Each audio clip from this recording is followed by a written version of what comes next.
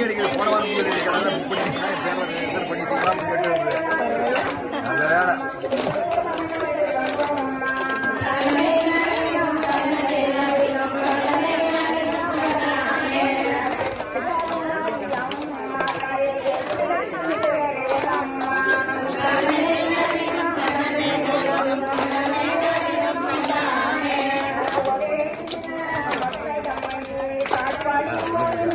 தனியா உள்ள விட்டாச்சு.